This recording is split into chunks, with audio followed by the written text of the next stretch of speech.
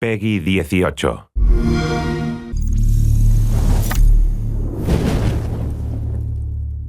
Hello everyone, this is Ryan Bernard, Game Director on Tom Clancy's The Division. And today we're very excited to give you this exclusive walkthrough where we're going to follow a team of 3 players as they move through the Dark Zone. So here we have our group of 3 agents, Ryan, Megan, and Bronson, and we're going to be following them as they enter this very dangerous area in search of some awesome loot. Ryan is set up as the healer for the group, so he's got support skills loaded with Pulse and Healing Grenade. Megan is DPS, so she's got the Seeker Mine and Sticky Bomb loaded up. And Bronson's going to be taking the brunt of the punishment, so he's got Pulse as well and the turret, so he can keep the attention of the enemies during firefights. After the virus broke out, the Dark Zone was originally set up as a quarantine zone in the middle of Manhattan to contain the sick, but things rapidly went out of control, and there was a massive blackout and the military had to evacuate. They had to leave their most powerful gear and weapons inside the Dark Zone, so this loot is extremely valuable to you as a player. But this also means that it's the most dangerous place in the game. This loot attracts a lot of attention, including other real players.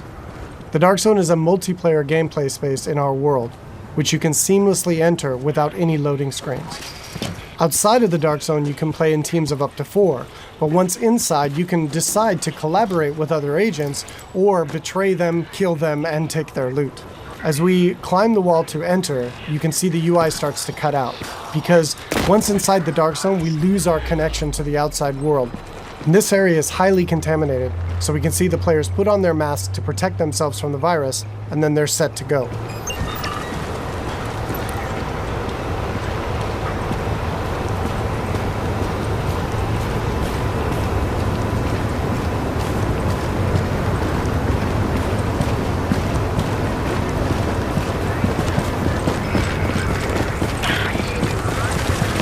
Okay, now we see our group is coming up on some enemies up ahead.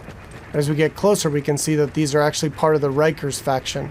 And this is a group of convicts which, after the virus broke out, escaped the prison and have flooded into Manhattan to take advantage of the chaos.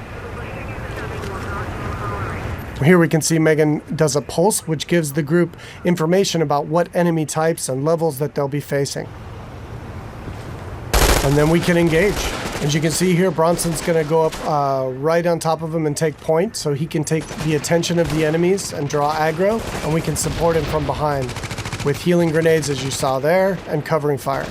Using covers in the divisions is really important. You're going to be seeing the agents here as they move around flanking the different enemies, moving cover to cover, using height elevation to their advantage, and really trying to make sure that you're not exposed at any time, because when you're out of cover, you take a lot of damage from enemies. And it looks like we've only got a couple Rikers left here, and Bronson is really taking his role to heart and pushing right up into their face. And they've cleared him out. And here you can see Bronson's actually been a little bit too hardcore on this, and he's in what we call the down state. So since they're playing in a group, Ryan can head over and actually revive him so he doesn't die and need to respawn and run back to his group, and he can get right back into the action. And here we can see that Ryan's actually found a loot crate. And he's gotten extremely lucky and has gotten a legendary drop. But as we can see, it's actually contaminated. All gear and weapons in the Dark Zone are contaminated, and they need to be extracted before they can be actually equipped by the players or agents in the game. So in order to do that, our group is going to move to a nearby extraction point in Bryant Park. Once the group is inside an extraction area, they'll need to shoot up a flare which calls in a helicopter. Then they need to hold tight for 90 seconds and extract their goods. Alright, now we see our group has come across a different group of enemies, and these are the Cleaners. Cleaners used to work for the city of New York, but they got trapped on Manhattan when the quarantine was declared, and they've lost it. They want to, in their own minds, clean the city from the virus by burning anything and everything in their path, dead or alive. And this group of Cleaners is actually a tougher group of what we call elites in the game.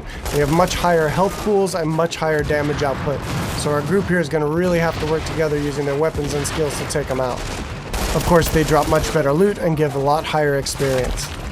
We got Ryan seems to have moved up to a kind of a bad cover position here. He's taking damage from the right, and he's got a grenade coming in. He needs to move, and he's too slow.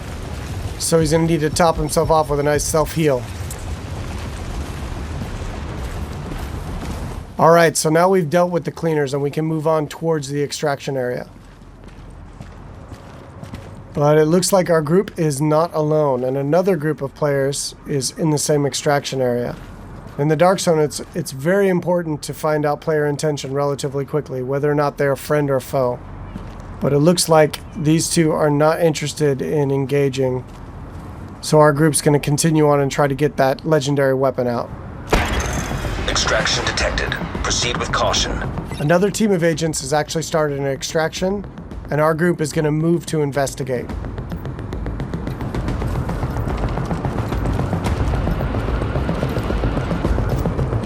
And as they come around, we do indeed see that an extraction is taking place, and they got about a minute left on their timer before the helicopter shows up.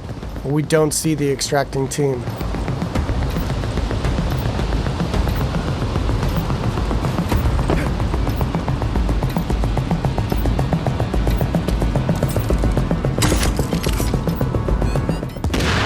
Here we see that the extracting team actually got the jump on our group, and Bronson's been quickly down, and since they engaged on us, they have now been flagged as rogue, which puts a big bounty on their back for a certain period of time. Luckily, Bronson was able to make it back to our group, and we were able to quickly revive him and get him back up into the fight. And now we've got some PvP chaos happening. And here we see Ryan throws out another healing grenade to heal up both of his teammates as they're flanking around to the left to try to get better position on these rogue agents. 15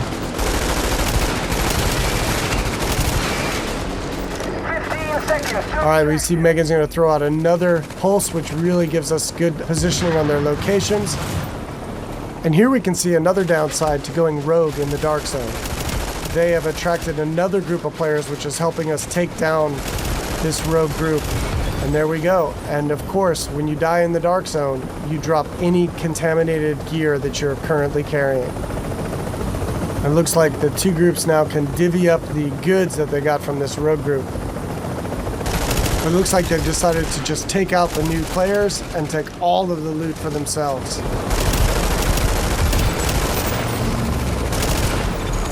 You are attacking friendly forces. Rogue protocol initiated.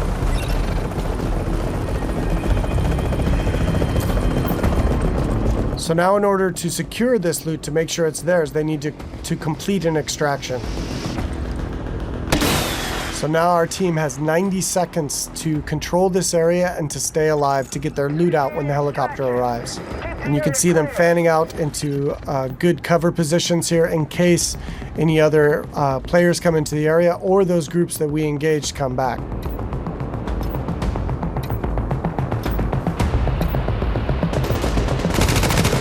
It looks like indeed they do. But now we're set up in really good positions here to be able to take them out. Bronson and Megan are laying down damage from the front line, and Ryan is supporting from behind. And again, it's really important in the game to make sure that you're always in cover whenever possible, and that you're not being flanked by any enemies. Here we see Ryan tossing a healing grenade as he runs past Bronson there. And they're going to focus on these two players here. 30 seconds to extraction. Straight in front of them. Now they got 30 seconds left to stay alive and control the area.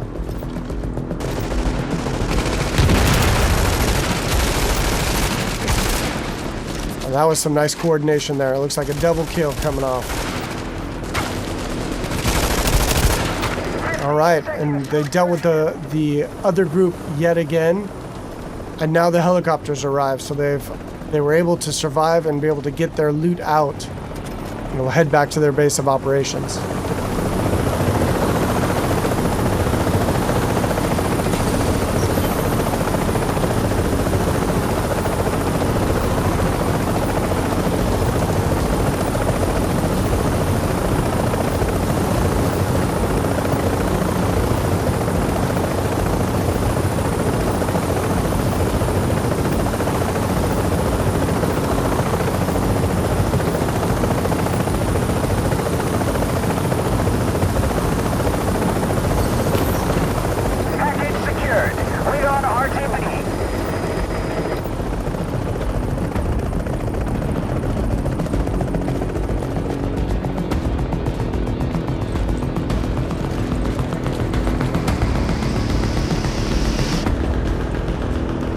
Now we can see the group is still flagged as rogue, and they're a very juicy target for other agents in the area.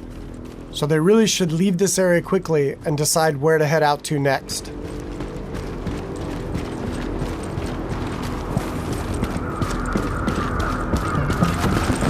Alright, so that's it for today. I hope you enjoyed a little glimpse into the gameplay inside the dark zone of Tom Clancy's The Division.